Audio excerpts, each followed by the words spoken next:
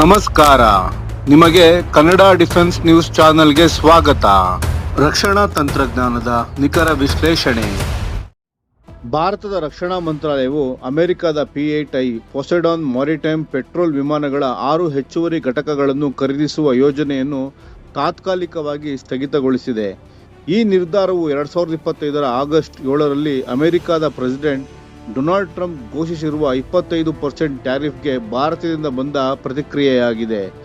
ಸಮೀಪದ ಮೂಲಗಳ ವರದಿಗಳ ಪ್ರಕಾರ ಈ ತೀರ್ಮಾನವು 2025 ಆಗಸ್ಟ್ 3ರಂದು ಹೊರಬಂದಿತ್ತು ಮತ್ತು ಭಾರತದ ಮೇಲ್ವಿಚಾರಣೆಯ ಪ್ರತಿಕ್ರಿಯೆಯಾಗಿದ್ದು, ವಿಮಾನಗಳ ಹೆಚ್ಚಿನ ಖರ್ಚು ಕೂಡ ಈ ನಿರ್ಧಾರದ ಹಿಂದಿರುವ ಮಹತ್ವಪೂರ್ಣ ಕಾರಣವಾಗಿದೆ. ಭಾರತದ ನೌಕಾಪಡೆಯು ಈಗಾಗಲೇ 12 P-8I ವಿಮಾನಗಳನ್ನು ಹೊಂದಿದ್ದು, 2009ರಲ್ಲಿ ಈ ವಿಮಾನಗಳು ಮೊದಲ ಅಂತಾರಾಷ್ಟ್ರೀಯ ಗ್ರಾಹಕ ದೇಶವಾಗಿತ್ತು. ಈ ವಿಮಾನಗಳು ಹಿಂದೂ ಮಹಾಸಾಗರ ಪ್ರದೇಶದಲ್ಲಿ ಚೀನಾ ನೌಕಾಪಡೆಯಿಂದ ಹೆಚ್ಚುತ್ತಿರುವ ಪ್ರಭಾವದ ಮೇಲೆ ನಿಗಾ ವಹಿಸಲು ಇರುವ ಪ್ರಮುಖ ಸಾಧನಗಳಾಗಿವೆ. ಭಾರತೀಯ ನೌಕಾಪಡೆಗೆ ಇನ್ನೂ ಹೆಚ್ಚು 18 P-8I ವಿಮಾನಗಳ ಅಗತ್ಯವಿರುವುದನ್ನು ಸರ್ಕಾರಕ್ಕೆ ತಿಳಿಸಿದೆ. ಈ 6 ಹೊಸ P-8Iಗಳ ಖರೀದಿ 2021ರ ಮೇನಲ್ಲಿ US ಸ್ಟೇಟ್ ಡಿಪಾರ್ಟ್ಮೆಂಟ್ ಅನುಮೋದಿಸಿದಾಗ ಮೊತ್ತವು ಅಂದು ಸುಮಾರು $2.42 ಬಿಲಿಯನ್ ಆಗಿತ್ತು. ಆದರೆ 2025ರ ಜುಲೈ ವೇಳೆಗೆ ಈ ವೆಚ್ಚವು ಸುಮಾರು $3.6 ಬಿಲಿಯನ್ ಗಳಷ್ಟು ಏರಿಕೆಯಾಗಿದೆ. ಇದು ಇಂದಿನ ಸರಬರಾಜು ಸರಪಳಿ ಅಡಚಣೆಗಳಿಂದ ಕೂಡಿ 50% ಹೆಚ್ಚಳವಾಗಿದೆ.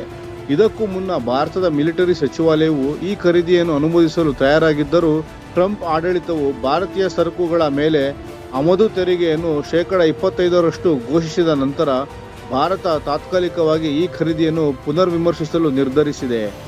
ಟ್ರಂಪ್ ಅಮೆರಿಕ ಫಸ್ಟ್ ನೀತಿಯ ಭಾಗವಾಗಿ ಈ ಘೋಷಣೆಯೊಂದಿಗೆ ಅಮೆರಿಕವು ಭಾರತದಿಂದ ಹೆಚ್ಚು ರಕ್ಷಣಾ ಖರೀದಿ ನಿರೀಕ್ಷೆ ಸಲ್ಲಿಸುತ್ತಿದೆ. ಇದರಲ್ಲಿ F-35 ಸ್ಟೆಲ್ತ್ ಯುದ್ಧ ವಿಮಾನದ ಖರೀದಿಗಾಗಿ ಅಮೆರಿಕ ಭಾರತದ ಮೇಲೆ ಒತ್ತಡ ಹಾಕುತ್ತಿದೆ.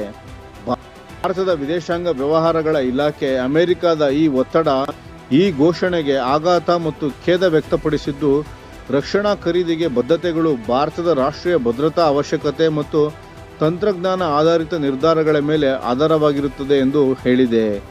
ಈ ಒಪ್ಪಂದದ ತಾತ್ಕಾಲಿಕ ನಿಲ್ಲಿಸುವ ನಿರ್ಧಾರವು ಭಾರತದ ಮೇಕ್ ಇನ್ ಇಂಡಿಯಾ ಯೋಜನೆಗೆ ಪ್ರಾಧಾನ್ಯತೆ ನೀಡಲು ಹಾಗೂ ವ್ಯಾಪಾರದ ಅಸಮತೋಲನವನ್ನು ಸಮಾನಗೊಳಿಸಲು, ಉದಾಹರಣೆಗೆ ಅಮೆರಿಕದಿಂದ ಭಾರತವು ನ್ಯಾಚುರಲ್ ಗ್ಯಾಸ್, ಬಂಗಾರ ಮತ್ತು ಕಮ್ಯುನಿಕೇಷನ್ ಸಾಧನಗಳ ಖರೀದಿ ಮಾಡುವ ಯೋಜನೆ ಇದೆ. ಭಾರತೀಯ ನೌಕಾಪಡೆಯು ಈ ವಿಮಾನಗಳನ್ನು ಬಹುಪಾಲು ಚಾಲನೆಯಲ್ಲಿಟ್ಟುಕೊಂಡು ಈಗಾಗಲೇ 40,000 ಗಂಟೆಗಳ ಹೆಚ್ಚು ವಿಮಾನ ಹಾರಾಟವನ್ನು ಕೂಡ ಪೂರೈಸಿದೆ.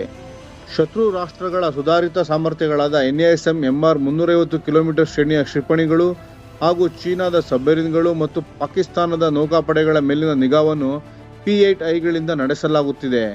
ಇದು ಭಾರತೀಯ ನೌಕಾಪಡೆಗೆ ಬಹು ಮಹತ್ವದ್ದಾಗಿದೆ.